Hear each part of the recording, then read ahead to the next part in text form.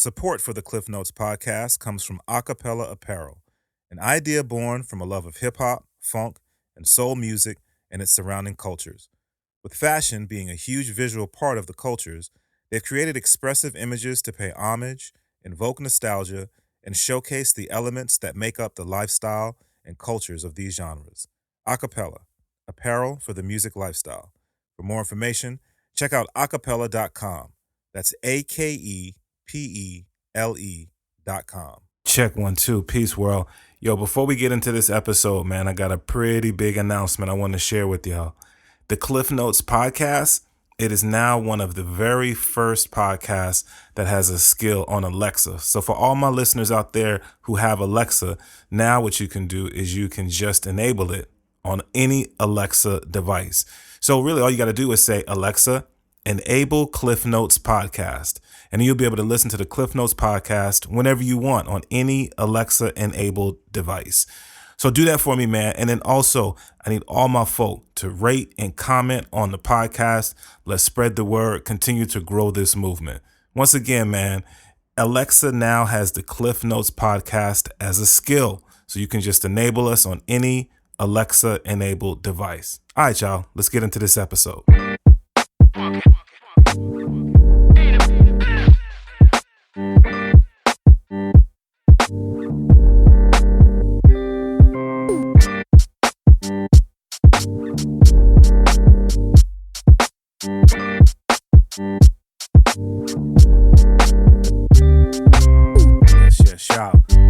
Welcome back to another episode of the Klyph Notes podcast.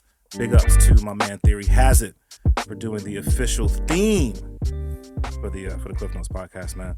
That's my guy. He's a really dope producer, really dope MC, and just an all around good guy. So really appreciate having him be an active part of what we're doing here at Klyph Notes.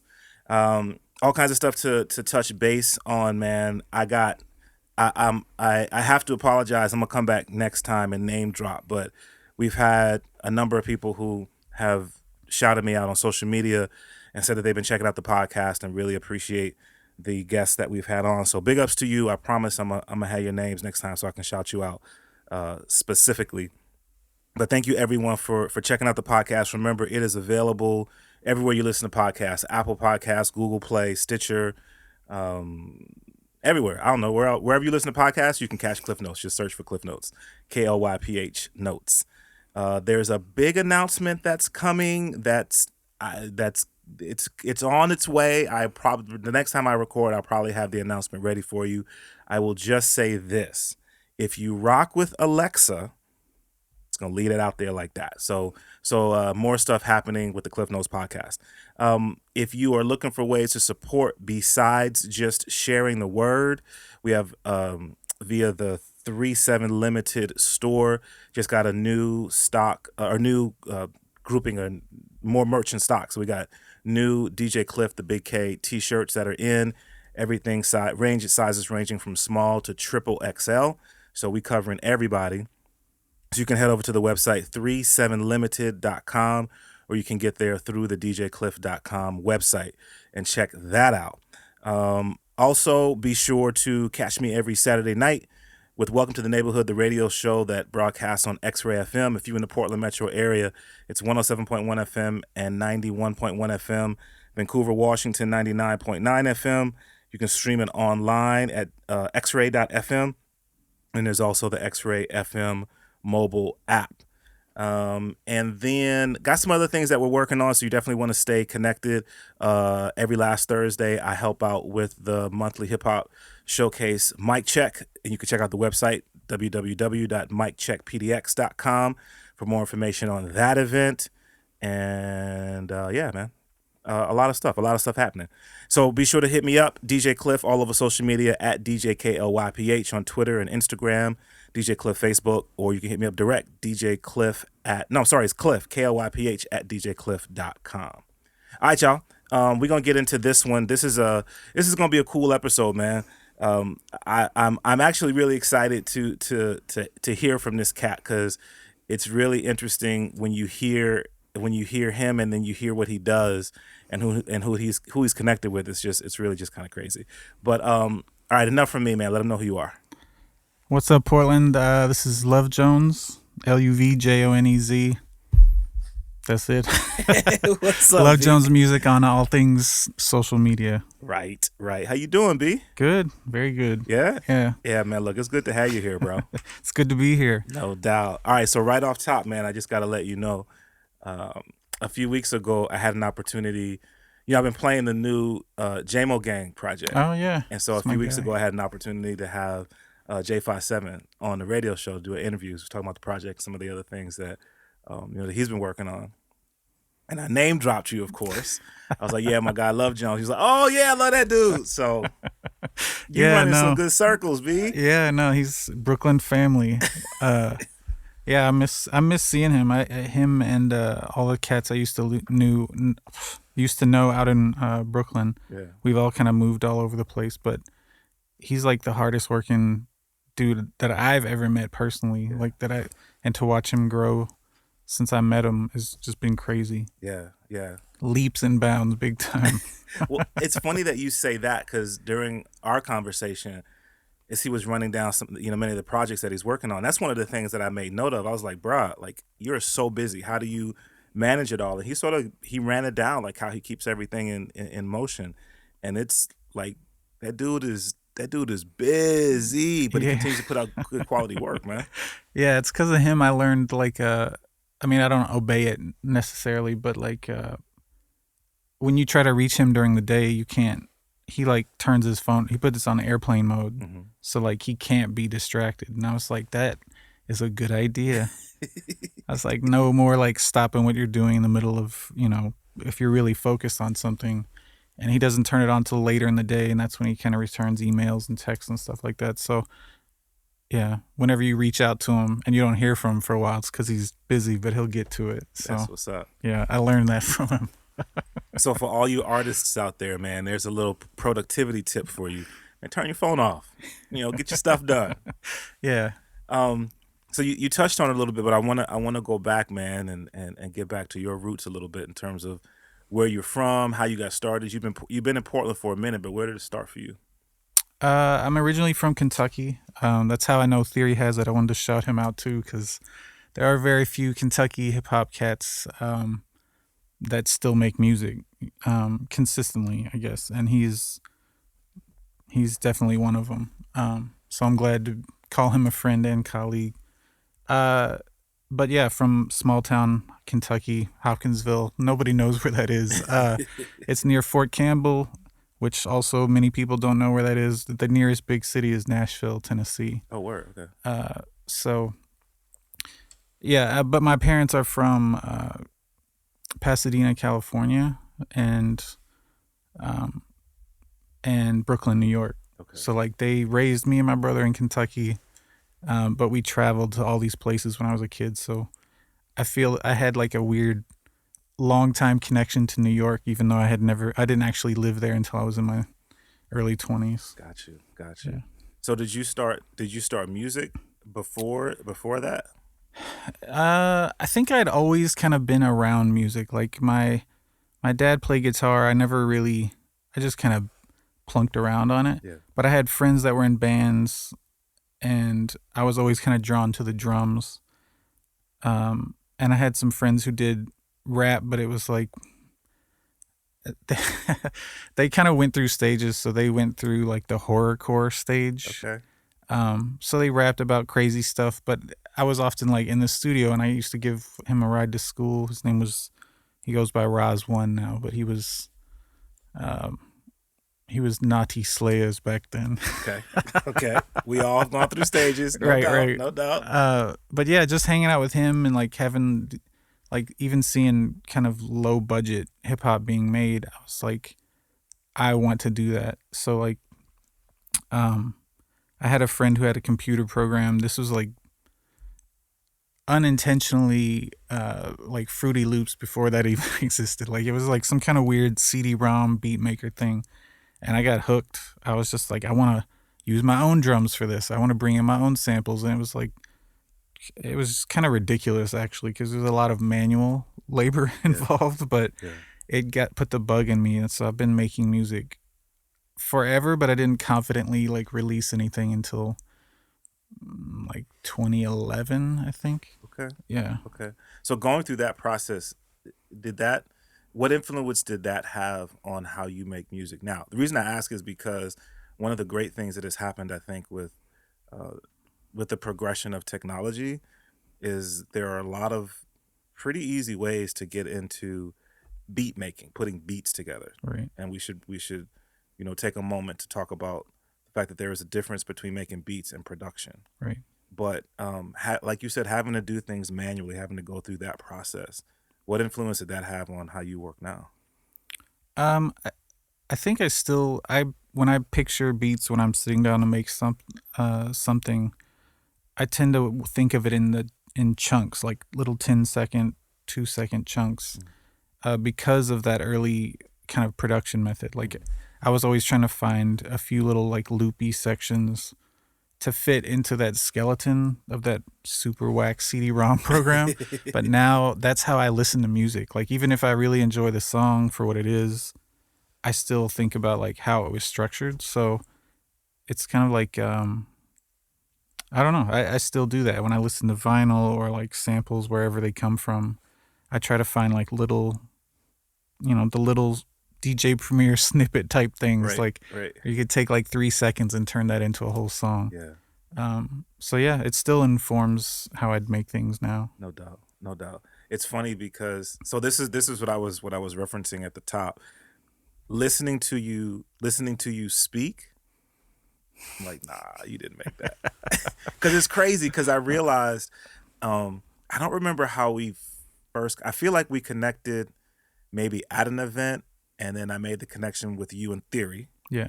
and we started building a little bit, and then just going through my crates, for joints that I play on Welcome to the Neighborhood or just stuff that was in my crates. I realized, oh, like I know of you somehow. It was either playing something that you'd produced, or Yeah. I had an instrumental project that you put out. Yeah. I was like, oh, okay. And then had you come on the radio show, we're gonna talk about that in a second. Had you come on the radio show, and then really started building with you, and was like, nah, B, where's the dude who really made these beats, man? Because you're like super chill, man, Yeah. super soft spoken. Um, do you look at the production process as an outlet, or is that just? I mean, it just is what it is. I don't. It's very similar to fine art for me. Mhm. Like that's like my background and my training when it wasn't. I was never really formally trained in music, but I but I studied fine arts. So like the kind of like the collaging process of creating images and kind of going through sketches to refining things that bleeds over into music making for me too. Mhm. So um yeah, they are kind of the same thing to me. Got you. Chopping up with Luvjonez. All right, so while we're here, I'm gonna try to pull this up real quick, but um, you have a number of projects that are out. Oh yeah. So real quick, man, I think you mentioned it at the top. Let folk know where you're at on the internet.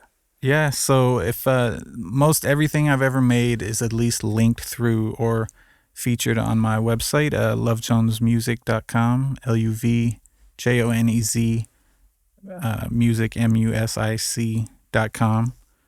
And then Love Jones Music is also my handle on Twitter and Instagram and all that stuff as well. So So you make it really easy. If you, and that's, man, like I think people have caught on now to that. Like, try to make it easy for people to stay connected with you, man. Be consistent with your joints. I'm still learning that with some of the other projects that I'm doing, but be consistent with your joints for real. yeah, for Okay, so I real. pulled it up. Let me count just real quick. That's 3, 6, 9, 12. That's just 12 right off top, B. Come on, bruh. You Yeah, talking it's about you probably talking about J57 being busy. Yo, what up? yeah. I think that's why I was like, I was just crazy productive. Like whether I don't know how. There was just a stage where I used to give beats to MCs that were friends of mine, and they would take a year or two or never put like finish the song, and I was like, I really like this instrumental. I want to put it out.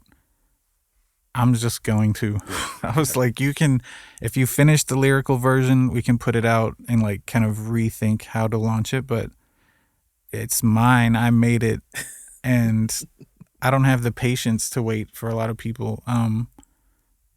Because I do this like every day. So I started packaging my beat tapes as like miniature albums and putting them out and letting the internet find them. Yeah. And so I know I mentioned it before when I was on the radio, but like, people in the UK, Poland, Japan, New Zealand, Mexico, all over the planet were finding it and like responding to it. So to me, I was just like, well, I'm just gonna keep doing this then, Yeah. and if I end up collaborating with somebody with lyrics and stuff, that will happen along the way. But that's never been like my main focus. Got you. Got you. Chopping up with Luvjonez. All right. So I just want to take a minute, and I know that typically cats are, especially people who my words are humble like you are not necessarily looking at trying to name drop. Right. But I just want to give you this platform. Maybe speak to some of the folks that you've done production for that some of our listeners might be familiar with. So we've already touched on J57. Yeah. J57, Concept, who is also from Brooklyn. Don Will of Tanya Morgan, who I was super hyped to get on a track. I'm still trying to get the whole group on there. But I've worked with members of Legendary, which is like their little, what I call like the Ohio Wu-Tang Gotcha. type thing. So people like, he used to go by Spec Boogie, but now he goes by Rob Cave. He's part of Legendary. I've worked with Germicide, who's also part of Legendary. And the funny thing is I've only actually met Don Will out of that crew. Yeah. Like most of them I reached out online. So, what else? Ruby Ibarra, somebody I was really stoked to work with. Like, I used to run a very unpopular hip hop blog online, like on Blogger. I was like just driving my girlfriend crazy at the time because I was like, what do I do with all this stuff that I'm learning? Like where do she was not impressed with like whose record just came out or like whatever. So I started posting almost daily online, just things that I liked. And even that, just kind of posting music by people would get watched by those people that I mentioned. Right. So even that on some weird level helped connect with people early on.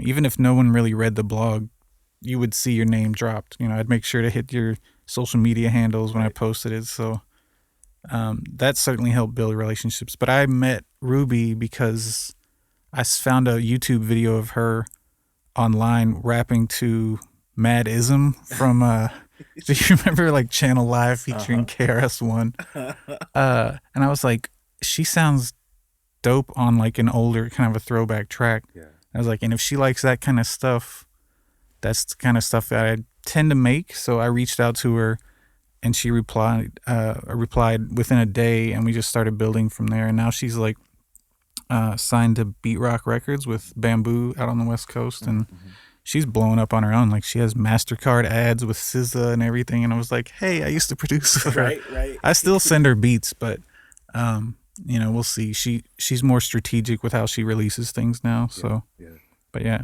That's what's up, bro. There's other people too, but I'm forgetting right now. Well, yeah, I know I put you on the spot. But, to me, the funny thing is, I say that because I think we live in a world where if I've heard an artist or if I've seen an artist on a big stage, then I associate fame and all of these things with that artist. Which is well deserved. Artists, definitely work for that. But I think either along the way or even during that process, there are people oftentimes who, behind the scenes is not the right word because that's not what I mean. But there are other people who are part of that journey, and people who I enjoy celebrating and giving a platform to just as well. Mm-hmm. And so I think when people make that connect, oh, you work with that person? Oh, that's what's up. Let me check you out more. So Yeah. all that being said, anybody out there who's listening, you know, hit up my man. You got beats. Okay, speaking of beats, man, you just recently released a new project called Legends, Yeah. which is just another example of what you do, and I think really well described in terms of your production style. But talk about the project Legends in terms of what you put together there, how you put it together, and if people haven't checked it out yet, what they can expect when they listen to it. Yeah. So this was, I mean, even though I do have several projects out in the world, like when I was making this album, it was, I mean, I'm always pretty chill with the things that I seek out, but I was trying to focus on, it sounds weird probably, but like using contemporary drum patterns with like throwback sample sounds. So to make sense of that, I was like, everyone, not everyone, but like Migos is very popular. Mm-hmm. And Metro Boomin and whoever they link with, they always get a few hits out of that. And I was like, do people like the beats, or do they like Migos, or do they like what if you took jazz sounds or like boom bap sounds and mixed it into like the skeleton of a Migos beat, to see if anybody would even catch that they like it for the same reasons. Right. So it was like a weird mission that I gave myself. So I started taking like more popular and contemporary drum patterns from songs, not exactly, but using that as a starting point, and then building with samples and just things that I was finding. And it's funny to take a song that gets people hype and then make a beat that makes people feel really chill out of the same pattern. Right. So I use that as a skeleton and tried to make it like go from mellow beginning to kind of excited in the middle and then chill back out at the end. Which I had never really kind of done before. Normally I do sequence them, but I'd never thought about it in terms of like kind of beginning and end. Yeah. Despite having so many of them. Yeah. So I tried to make it in an album that could loop over and over again without you noticing. Yeah. Which I don't know if that makes sense. No, it does. It does, and I think one of the cool things about that is it really gives people a peek or a picture of your production process. And I don't know that always that people always have time to absorb that. Right. So it's cool to hear you break it down that way. Yeah, no, it's a fun experiment to see if be like, oh, do you like this beat? Oh, then you. I don't know. It's funny. People be like, oh, Migos would never rap on my tracks, Right. but they kind of did, because I took that same pattern and you drop the acapella over it. It's the same, or very similar anyway. Yeah. All right. So now I'm gonna have to go get them Migos acapellas and see what I can do. Shout out to my guy Luvjonez. So one of the things that we had a chance to talk about when you were on the radio show was a project that you're a part of here in Portland, which is A Beat Happening. Oh yeah. And that's a monthly event that Correct. you guys do at a local record store, Future Shock Records. And a couple of cool things right off top about the event. One is that it's an all ages event, which I think is really dope. Here in the city of Portland, that's one of the things that we often talk about is wouldn't it be cool to figure out ways to have more all ages events, because the youth in Portland are really into hip hop and they want to participate in that, but it's difficult to find opportunities for that. Difficult to find venues that are set up to host. There are some, but to host all ages events and shows, and you guys have put something together that not only can folk who are underage attend, but even also participate in, which I think is really cool. Yeah. But for the people who are not familiar with it, let them know what A Beat Happening is. Yeah. So my friend Derek Taruk and I met in a park, and we were like for kickball through Facebook, and we started talking. Like we got there early, and we're just kind of chopping it up about like, oh, what brings you to Portland or whatever our backgrounds were, and we were both very interested in doing kind of like production showcases, focused on the producers more than MCs, because there's already solid events in town for MCs, including your very own mic check. Star Chop. So we were like, well, what if you just had like a show of all beats? And we knew that would be kind of a weird sell for a lot of venues, because it's hard to tell who's listening to the beats. Right. So we approached Tim at Future Shock with the idea of like, let us host one or two of these and see how it goes, if the community responds to it. Yeah. And they were like the most cooperative venue that I could ever have wanted, because they really put no restrictions on it. You know, they were like, do whatever you want, whenever you want, and we'll see what happens. And if it's a success, then we'll just keep going with it until the wheels fall off or whatever. And so we've been doing it every month since last July, I think was the first one. So we're almost, a few months out from a year of doing this. Yeah, and the community's has shown huge support for it.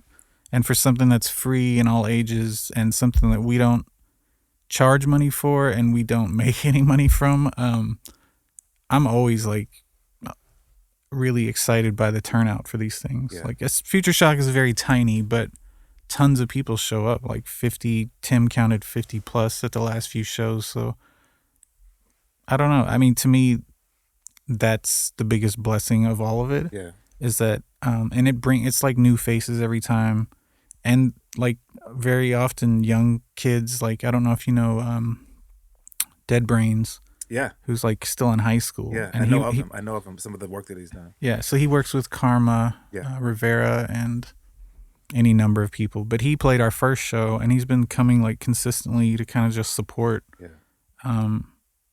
So I don't know. It's been a pretty amazing journey of a little less than a year, but yeah, we have it every month, usually every third or last Thursday. Try not to overlap too much with other shows, but we have it from 6 to 9 p.m., so it's still kind of early. Yeah. At Future Shock Records, and we have a website for it, abeathappening.com, and we also have Instagram and YouTube as well. Yeah. Where we post the performances. Which is dope, and that's one of the things I think is really cool, is that you give people access to what's happening, that they get an opportunity to see what's happening with the videos that you guys do, even before coming to check out the event. Yeah. Everything that you described, man, I'm so happy for, and I celebrate, because I think that's real community. You've created an opportunity to remove some of the obstacles that we have when it comes to having access. It's free. It's all ages. You have it in a dope venue. Big ups to Future Shock, for seeing the vision. Yeah. Hip hop in a record store. Who would have thought? I know. You know what I mean? Yeah. And I think those numbers show out. Some of the folk that you've had. So you've had producers there. You have DJs who come through and spin. Yeah. Some names that people might be familiar with who've been there. Yeah. So we had besides Dead Brains, Theory Has It. My man. Lisa Vasquez. Yep. Just had her on mic check. Yeah. Trox. Big up, small hands, big slaps. Samurai. Sam. Yeah. The sample master. Right. And shoot. Ayatollah. We've had, Ayatollah was the huge one for us. We were like, because we met him on the radio show Sunday nights. I'm forgetting the name of it now. Kebu. In Kebu. Like The Movement, I think. Yeah, something The Movement. Yep. Yep. And we were like, hey, would you ever want to play your beats at our show? And he was just like, why not? Mm-hmm. So we were like, just play whatever you want for as long as you want. Right. And he's a very humble dude, despite having like the craziest discography of anybody. Super chill. Yeah. Super chill. Yeah. So maybe in that regard, I'm like very much in line with him. But yeah, like the turnout for him. There's just so many people that have come out and excited to play. Like, I knew that Trox was a busy man too. Mm-hmm. And he was even on the brink of bringing special guests. Yeah. It didn't work out, but I mean, like, he killed it. I don't know. It's really fun to see people, especially producers, when we put no rules on it and we're just like, just play whatever you want. Yeah. Beats that you like that you never shared with anybody. Right. They always flex for it, I guess. Well, and that again, it's so cool to know that exists here in the city. One of the things that I learned a while ago doing the radio show, when I would I would meet or have guests on the radio show and be like, "Yo, this song is a joint, man. Who did the production?" And they say, "Oh, so and so produced this, and they're from Portland or they're from Vancouver." And what I've learned through the years is that there's a lot of dope producers in Portland, a lot of bedroom producers, Yeah. a lot of people who maybe they'll use SoundCloud to post some stuff, or a lot of people who just have a very small community that they'll create music with. And like you mentioned, some of that stuff just never gets released. Right. So to have this opportunity for people to share that, man, just like I so celebrate what you guys are doing, man. It sounds like possibly not necessarily what you expected, or maybe didn't even have expectations going in. What does it look like? What's the future look like? You're coming up on a year. Yeah. Well, similar to myself, we were like trying to come up with like reasons to kind of donate back to the record shop, because we use all their equipment all the time, and so we're in the stages of creating a fundraiser to kind of replace some of their equipment or like update it.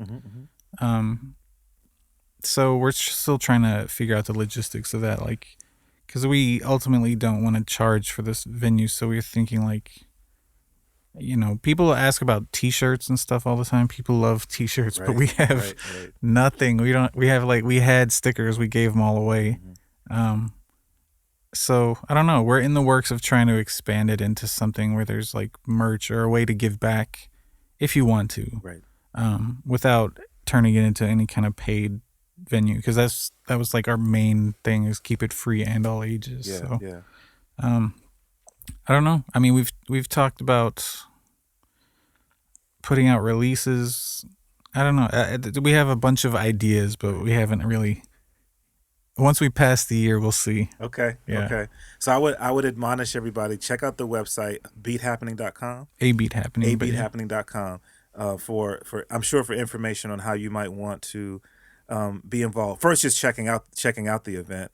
And when it's not on the last Thursday, Jones, I know. I will. I'll be sure to get over there. But to find ways that you can contribute to keep this thing moving. We have a lot of manufacturing here in the city, so I would say any labels, any manufacturers that we have that are listening to this, if you are interested in donating your time or your facilities to maybe connecting, and it would be dope to maybe work with these guys on putting out a literal beat tape, since there's so many dope producers. Yeah. We have some vinyl manufacturers in the city. Definitely get at Luvjonez and make something happen. That'd be dope. Yeah, please. That would be crazy dope. Yeah. For all the artists involved too, just to get exposure on a different level. Yeah. So yeah, that's what's up, B. Something else I want to touch on. So you and I were talking. I'm about to put your business in the street, and I can always edit this out. You know what I mean? It's fine. So we were talking. So I once again, I have an opportunity to help curate Mic Check, which is a monthly event. And once again, shout out to Star Child, man. I mean, that's really his baby, man. I'm just so grateful to be able to connect with artists and help provide a platform for people. I've done the Welcome to the Neighborhood radio show now for coming up on 10 years. Hosted local events. So I've done a lot of stuff in the city. And I'm not to put any spotlight on me, just saying I've been in the city doing stuff for a little while. And one of the common conversations that we have here in Portland is that, man, nothing's happening in Portland. There's nothing to do in Portland. There's there's nowhere to go. Nobody's doing shows. There's no venues. There's no this. There's no that. And you and I were talking, and you were like, yeah, people be coming at me with that too, man. So you have created an opportunity to easily answer that question when people hit you with that. Yeah. Yeah, for real. It's like when I moved here and when I first started asking about the hip hop scene, people were like, oh, there's nothing. I was like, that cannot be true. I was like, I know a bunch of artists who I looked up before I ever moved out here. And I know they're from Portland. They can't not do anything, Right. and they can't just be all hiding in their house. Right. So I started going out to the Thesis and Mic Check and Thirsty City. And things were like, even if it was experimental, there was, a type of hip hop happening. And so I got, like Klyph was saying, people come up to me, and when I hear them say that, or they claim that there's nothing going on, I was like, I always found myself like having to scribble something down or like send them a link to something. Yeah. And out of frustration, one day I was like, well, I literally build websites for a living. Not for a living, but like I do that on the side. Yeah. So I just made a website with all the things that I find myself laundry listing all the time. And it's not complete by any means, but it was like, oh, if you don't think there's MCs here, here's 60 of them. Right. And if you don't think there's venues, in town that support this or that you can go watch things, yeah, here they all are, at least to my knowledge. Yeah, I mean, I'm sure there's way more, but, and if you want to meet photographers and videographers, here's the ones that I've met. I don't like people still think that. They still think they'll come here and not know what's going on. And so every time I hear them say that, I actually bought the domain for it because I got tired of writing the full address. But portlandhiphop.com. Super simple. PDX Hip Hop was taken, or I would have used that. And yeah, it's there. It exists as a resource. It's not complete by any means, but it's an ongoing list of all the people who I've met and things that I know of happening in the city at any given time. Yeah. So no excuses. If you come here and say there's nothing happening, I will send you this list. portlandhiphop.com. Just go there. And if you want to be added to the list and I've never met you, or if I don't mention you on the site, just submit through the form, and I'll add you and your links. So I don't know. It's kind of a throwback to my blog days, but I get tired of people saying that things aren't happening here when I personally see it happening all the time. So thank you for doing that, man, because I know that years ago that was a conversation that I would have just in my small circles. I know that there are things happening in the city, but I just don't know where they are, how to access them, how to get to them. And it's cool to now have that resource where you can go to and things are there. And like Luvjonez says, man, it's not all encompassing, because even though Portland's a small city, it's also it's a city. And so, you don't always have an opportunity to meet everybody. So please don't get in your feelings if you're not there. Like you said, just hit them up. And let's just continue to build this community and remember that it is a community. What we're doing, it's not just about, trying to make money. It's about building real community. I mean, that's the root of hip hop. Yeah. So thank you for taking up on yourself and just doing it, man. Yeah, of course. I mean, that's part of my mission in almost everything I do is to build communities. So I'm happy to do that. I know that there's other resources. Like I know there's We Out Here, but their site is often promotional for artists individually, like what projects are going on, and that's fine. But I was like, I literally just wanted to create like a list, like a Craigslist of Portland hip hop. So you can go there, see a name, click it, find their SoundCloud, and then chase it from there. So I just want, I don't know, just kind of like a menu of all the things that are happening. It's not better or worse than anything else. It's just there. Another resource. Yeah, for the people. That's what's up, man. So portlandhiphop.com, check it out. And yeah, man, let's just continue to move in that positive direction in terms of building the scene and things that are going on here. Man, those are some of the things that I know that you're working on. Some of the things that I definitely want to touch on and get out there. But what are some of the other things that we need to talk about? Let people know what's happening. I mean, this is not really low key, but people have asked for years about merch. Oh, yes. For me. Yeah. That was another thing I wanted to talk about, yes. And it's not, I mean, I printed some shirts early on, but it's not something that I spent a lot of time on because it was kind of infrequent with requests. But I came across a website that will supply things as they're ordered. Uh-huh. And that seemed like a good resource. And they do like these small campaigns. So if anybody, especially my like friends from all over the place, ever wanted t-shirts or hoodies and stuff like that I did not have the time to like create myself, there's a service out there that if you order them, it'll send you whatever you order. I don't know. It's not super mind blowing, but it's something for the people who've asked me, so I don't have to make it myself. Um, I don't know, and the products seem quality. I've seen some friends of mine who go through them, and I don't know. I trust it as a resource. So, um, yeah, I don't know. That's what's That's up. just something I did like within the last week or so. Yeah, because I saw you post it. I saw you posted, you know, that the t-shirts, the Love Jones t-shirts were available, which I think is dope because I think as a part of the whole package now, and it's just my own opinion, man. I think the fact that we have the capacity to get so much music now via streaming, Hmm. which is great. So whatever resource, whether it's on my phone or my home computer, my laptop or whatever, I can just go to your product and I can stream your album and sit there and do whatever. But I think we also like to have something tangible, something Right. physical.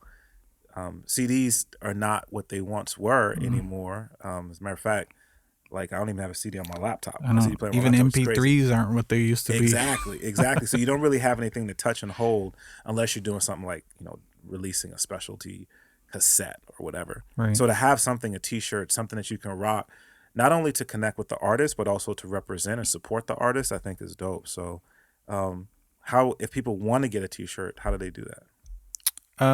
Well, the URL is a little long and clunky, but if you hit up my Twitter or Facebook links at Love Jones Music, you'll find the links there. Um, I tend to post it everywhere. It's linked on my website. So yeah, I mean, if you're interested, start at the website and go from there. Go from there, word up. Um, I have to say your website's dope, which it should be since you kind of do this. Real straightforward. There's links there to some visuals, how to contact you. I see you got your Patreon up there.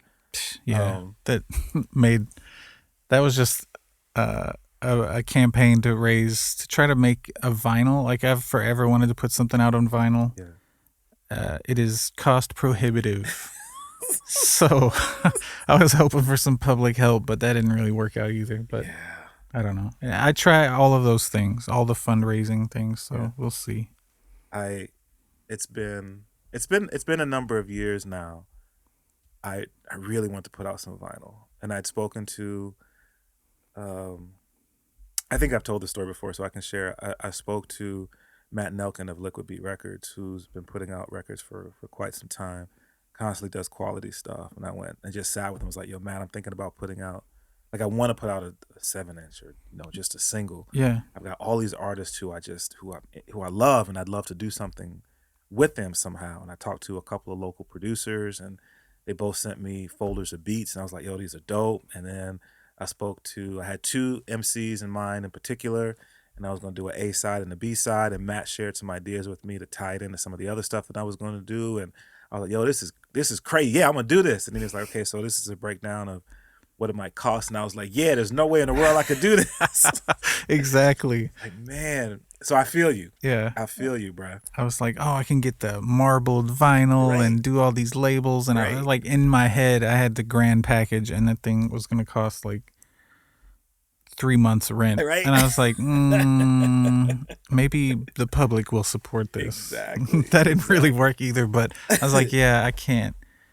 I I know it may work out over the way long term, but I Yeah, was like, I can't foot the bill on this solo. So yeah. Especially when I mean, I don't know what your vision was. I mean, my vision was I wasn't trying to do something. To be honest with you, my vision was let me create this, and I literally want to give the vinyl to the artists who provided me with beats and who rhymed on them. Here, when you go to shows, you can sell these, whatever, give them away, whatever.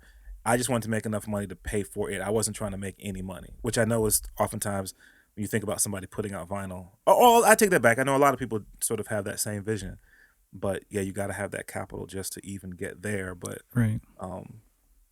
just another way to sort of build into this community. And this was a little bit. This was when people were kind of locally were kind of starting to put out vinyl, not quite as much as they are now, and it's dope to see more opportunities. But if anybody wants to come together, if you have a resource, it would be dope to do something with with you, do Mm-hmm. some collaborative thing. If we could get somebody to come and foot the bill, and Yeah. No, that'd be super dope. yeah, I know Theory was making me jealous. Not, I mean, he's just I'm being jealous right.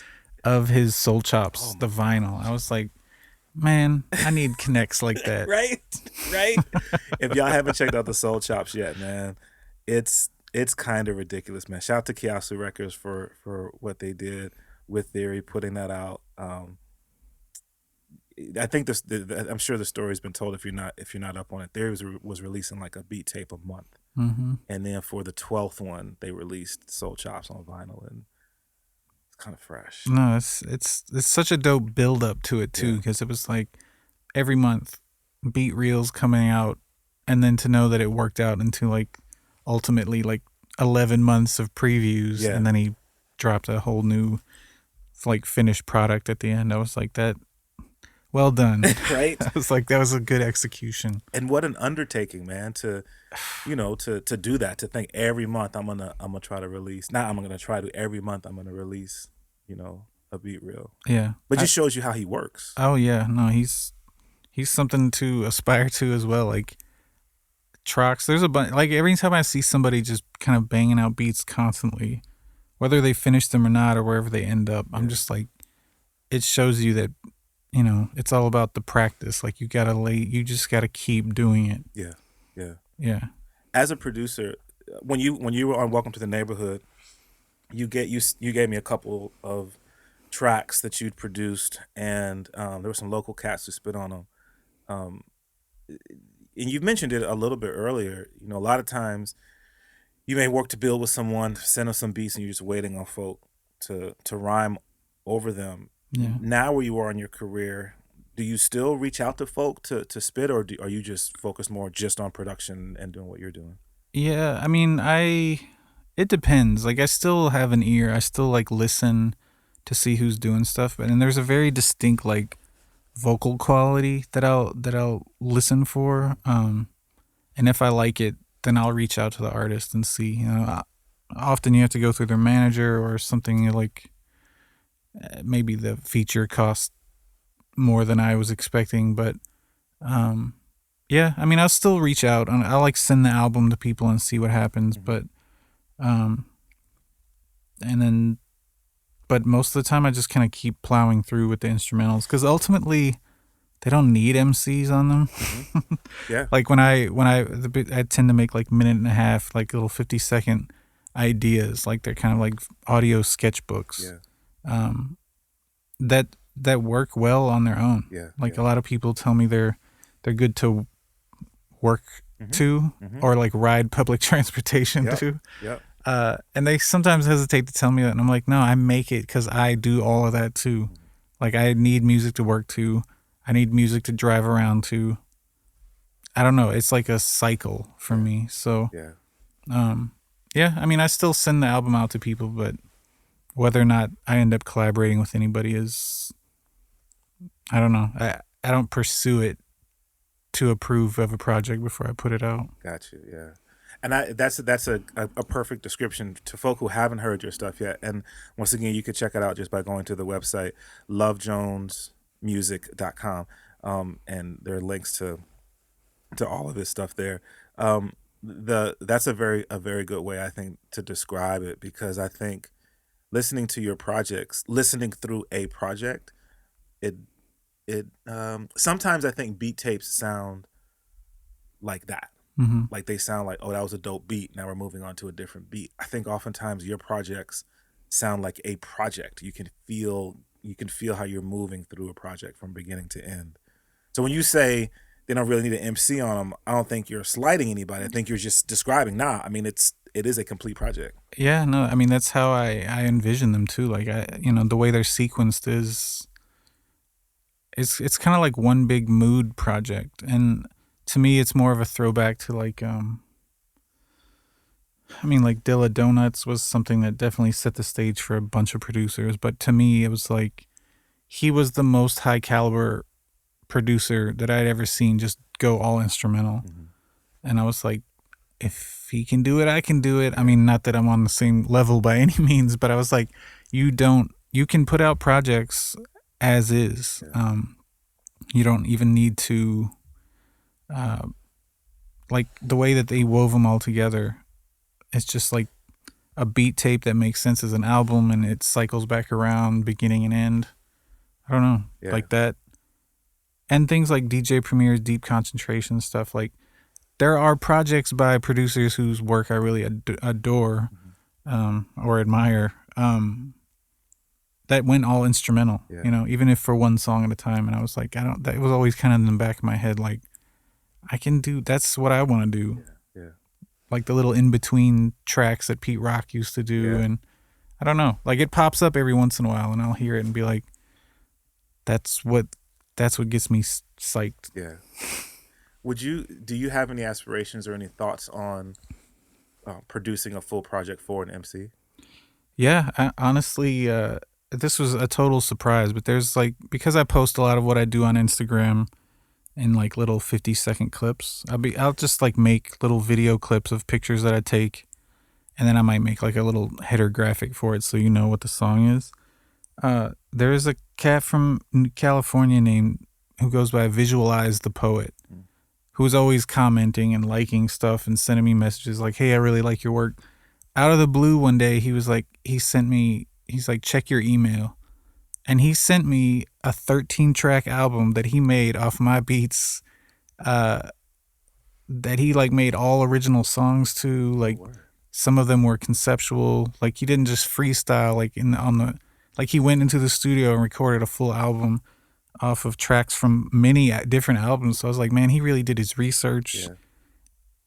Like he likes a lot of my favorite beats that I've ever made that I didn't think anybody could rap on. Yeah. Yeah. And he sent it to me and he was like, what do you think? Would you want to work on this for real? And I was like, yeah, off the strength of that alone, I was like, I will definitely, let's build. Yeah. I was like, that was I didn't have to do anything. Like I just made beats and he was inspired enough to make an album off of it. And I was like, we should do something with this. That's what's up, man. That's gotta feel pretty amazing to see the power of your art reaching a place that maybe you didn't necessarily expect, and to see someone who was so inspired that they did more than just like a post, that they put in some work. Yeah, or even just saying, oh, hey, I really like that. Like, that happens from time to time, but I was like, this dude liked it enough to go home, buy the album, record a track, make an album, send it to me. And I was like, because some people will do one or two songs or something that they heard and wanted to freestyle to, but he went all out. I was like, out of the respect for just the effort involved, I was like, I will definitely keep building with you. That's what's up. So yeah, so hopefully within the next year, I mean sometime this year, we'll polish it all out and release it. Like he was like, I want to do merch, I want to go on tour. I was like, you are super ambitious and I appreciate that. That's what's up, man. But that the first thing that comes to mind when you say that, though, I mean, that's really like some MF Doom type thing. Doom would make a tape, and then like 3 years later, you'd hear somebody spit on a bunch of music that he'd released prior, or he'd spit on something that he released like 6 years ago. Yeah, that's like when Master Ace put out Son of Yvonne, I think it was what it was called. Like he just took MF Doom instrumentals. Like, I don't know. I was like, maybe there's more projects out there than I know of. Yeah.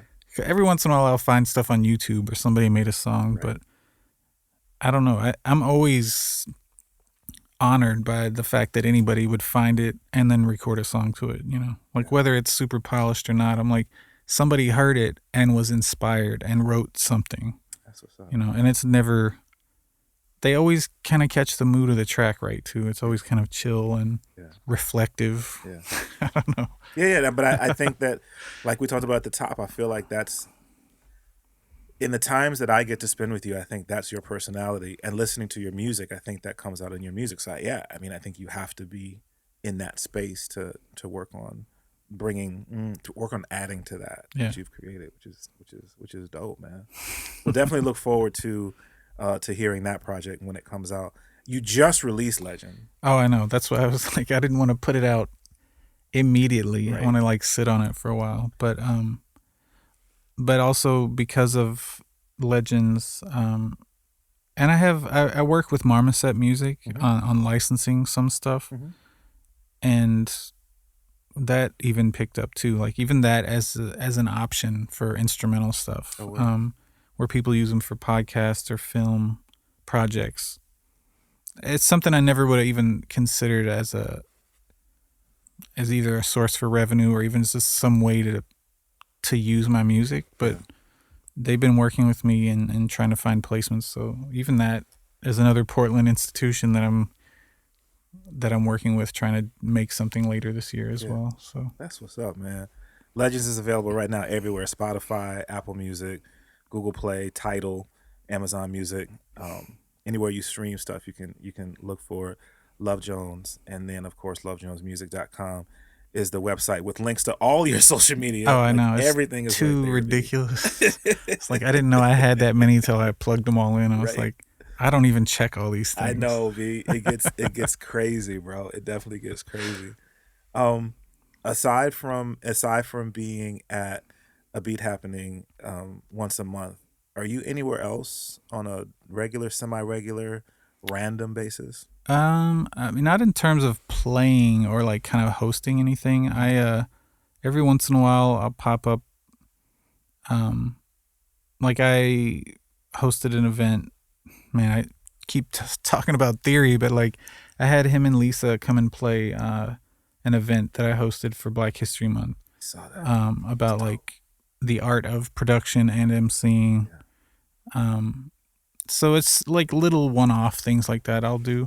And then I try to as much as I can to get out to the thesis and mic check and Thirsty City too, Yeah. just to meet people and see the music happening. So Yeah. yeah, playing shows is very rare because um, not everybody wants to hear instrumentals. Yeah. Well, so two things. One, I just want to say thank you. Even though again, Mike Check is really Star Child's gig, but I'm so grateful to be connected with what he and Trox are doing. So in that sense, I just want to say thank you so much for supporting Mike Check when you come through, and then also supporting the other things that I do, whether it be something as simple as retweeting something that I put out. Um, that does those things don't go unnoticed. So let me say thank you Oh when yeah, it of comes to that for course. sure. Um, it's interesting. I don't want to say too much, but I think that there are some like minds in Portland um, that would be open to having something um, that appreciative of a beat happening. I'm trying to be really careful. So, you know, there may be some things that could happen in the future where you'd feel like, oh, okay, yeah, Nice. that's definitely Yeah. a spot for me. Like we're definitely open to collaborating with or like open to other venues. To host events Yeah, too, like opens or what is Friends of Noise. yeah. Shout out to Friends of Noise. Yeah, like they liked what we've been doing, and we're trying to figure out a way to like curate nights for them at different venues and Yeah, stuff like that. So we can even bring some of the producers who've played with us to another all ages event. right, So yeah. right. That's what's up, man. Um, wow, that's that. I mean, once again, it's cool to see on a very very personal level. It's cool to see someone like yourself who sort of has that same mindset of these are things that I'm passionate about, and be putting forth the effort to making ideas a reality and creating platforms and opportunities for people to share in that. I think that once again, that's a very real description or action of community. And I just want to let you know I appreciate it. And whether it be through the radio show or whatever, with Klyph Notes or whatever other platforms I get, I want to continue to support that. So just let me know what I can do Yeah, no, I do it, man. super appreciate what you do. I've learned a lot from you and the interviews that you've done. Portia Sabin. Is that how you say it right? Yeah, like Yeah.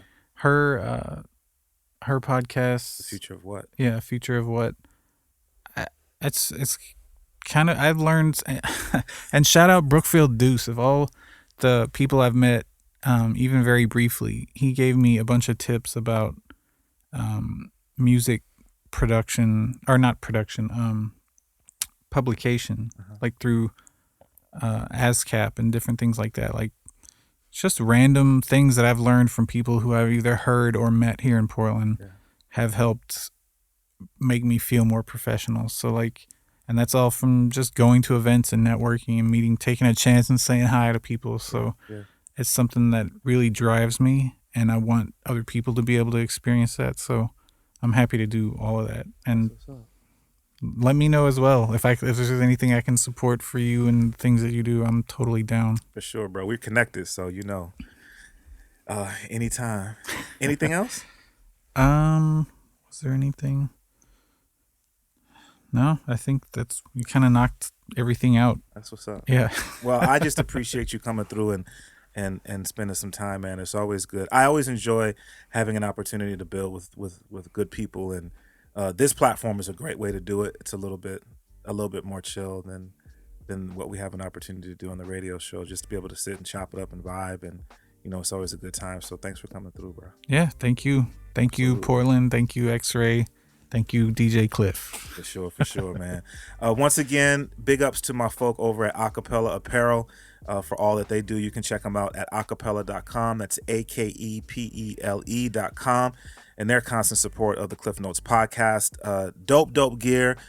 I constantly rock Acapella gear, man. They got some dope tees, jackets, beanies, snapbacks, all kinds of stuff. So check them out, man. And when you do, make sure that you shout out the Klyph Notes podcast. Hit up the website and go shopping for real. It's been cool to collaborate with them on gear too. So the DJ Klyph t-shirts and the Klyph Notes t-shirts are available at 37 Limited. Actually, the Klyph Notes t-shirts, we're getting ready to restock those right now. There's a whole new batch of the Klyph Notes. I'm sorry, of the DJ Klyph t-shirts you can get. That's a collaboration between 37 Limited and Acapella Apparel. So go rock those for sure. Once again, big ups to my man Theory Has It for his assistance with the theme for the Klyph Notes podcast. Check out djklyph.com and follow me all over social media at DJ Klyph. Let me know what you listen to the podcast or the radio show. Shout out to X-Ray FM for being so generous in hosting, letting us do our thing here. And yeah, man, just continue to support one another, be good people, build community, and spread love for real. God bless you until we get an opportunity to do this again. Peace.